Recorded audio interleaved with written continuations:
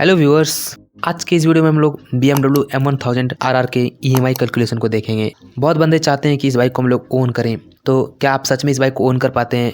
क्या आप उतना अर्न कर रहे हैं? क्या आप इस बाइक को ओन कर पाएँ? तो आज हम लोग इस वीडियो में वही जानेंगे कि आपका मंथली इनकम उतना है कि आप इस बाइक को ओन कर पाते हैं या नहीं कर पाते हैं। तो चलिए वीडियो को स्टार्ट करते हैं। तो BMW M1000 RR में आपको दो वेरिएंट देखने को मिलते हैं, एक स्टैंडर्ड और एक कंपटीशन, और ये रही दोनों की एक्स शोरूम प्राइस। स्टैंडर्ड की एक्स शोरूम प्राइस पड़ती है 49 लाख रुपीज़ एंड कंपटीशन की एक्स शोरूम प्राइस पड़ती है 55 लाख रुपीज़। अब इन दोनों की ऑन रोड प्राइस को देख लेते हैं, जिसमें कि आपका RTO प्लस में इंश्योरेंस भी ऐड है।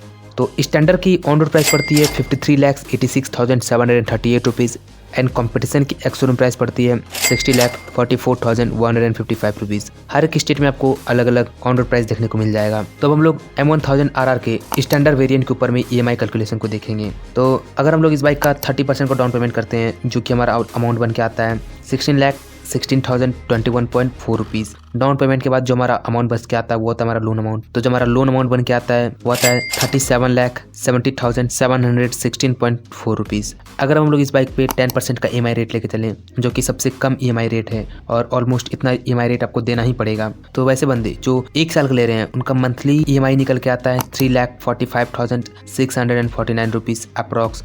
एंड जो 2 साल का ले रहे हैं उनका निकल के आता है 1,88,535.83 रुपीज़ अप्रॉक्स। एंड जो 3 साल ले रहे हैं उनका निकल के आता है 1,36,164 रुपीज़।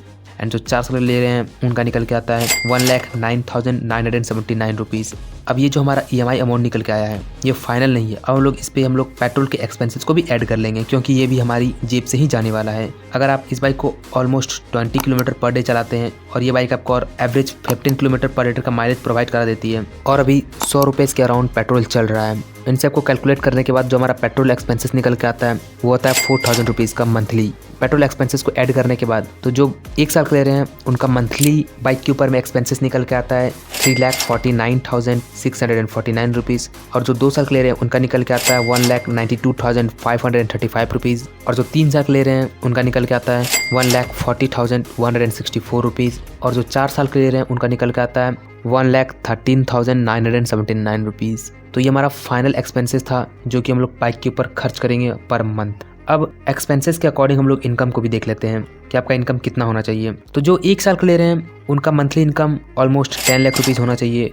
और जो 2 साल का ले रहे हैं उनका मंथली इनकम 6 लाख के अराउंड होना चाहिए। और जो 3 साल का ले रहे हैं उनका मंथली इनकम 4.5 लाख के अराउंड होना चाहिए। और जो 4 साल का ले रहे हैं उनका मंथली इनकम 3.5 लाख रुपीज़ के अराउंड होना चाहिए। तो ही आप इस बाइक को अच्छे से अफोर्ड कर पाएंगे, बाकी सब खर्चों को लेके भी। और एक बात, मैंने इसमें सर्विस कॉस्ट को एक्सक्लूड करके ये बताया हुआ है, तो आप इसमें इंक्लूड कर लीजिएगा सर्विस कॉस्ट को अपने अकॉर्डिंग में। इतनी महंगी बाइक है तो सर्विस कॉस्ट भी ज़्यादा ही लगने वाला है। तो सच में क्या आप इस बाइक को अफोर्ड कर पाएंगे? कि आपका इनकम इतना है? कमेंट में ज़रूर बताएं। या आप इसे फ्यूचर में लेके रहेंगे, ये भी आप ज़रूर बताएं। तो फिर कैसा लगा आपको वीडियो कमेंट में ज़रूर बताएं। और या फिर किसी और बाइक की EMI के बारे में जानना है तो वो भी